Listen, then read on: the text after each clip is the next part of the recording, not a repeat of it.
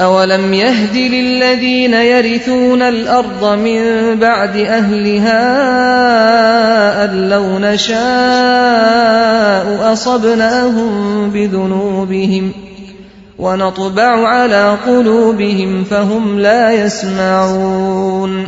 اور کیا ان لوگوں کو جو سابق اہل زمین کے بعد زمین کے وارث ہوتے ہیں اس امر واقعی نے کچھ سبق نہیں دیا کہ اگر ہم چاہیں تو ان کے قصوروں پر انہیں پکڑ سکتے ہیں، مگر وہ سبق آموز حقائق سے تغافل برتتے ہیں اور ہم ان کے دلوں پر مہر لگا دیتے ہیں، پھر وہ کچھ نہیں سنتے۔ تِلْكَ الْقُرَىٰ نَقُصُّ عَلَيْكَ مِنْ أَنبَائِهَا وَلَقَدْ جَاءَتْهُمْ رُسُلُهُم بِالْبَيِّنَاتِ فَمَا كَانُوا لِيُؤْمِنُوا بِمَا كَذَّبُوا مِن قَبْلُ كَذَلِكَ يَطْبَعُ اللَّهُ عَلَىٰ قُلُوبِ الْكَافِرِينَ۔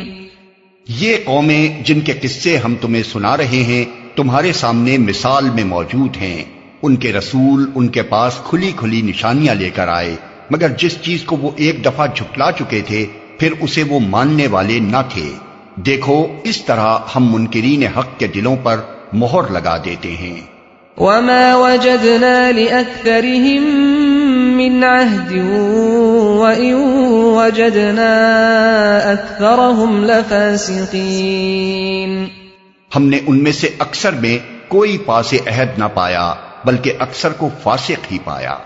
ثم بعثنا من بعدهم موسى بآياتنا إلى فرعون وملئه فظلموا بها فانظر كيف كان عاقبة المفسدين۔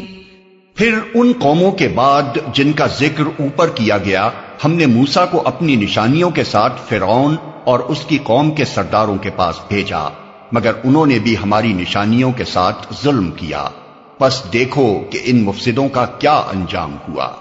وقال موسى يا فرعون إني رسول من رب العالمين حقيق على ألا أقول على الله إلا الحق قد جئتكم ببينة من ربكم فأرسل معي بني إسرائيل۔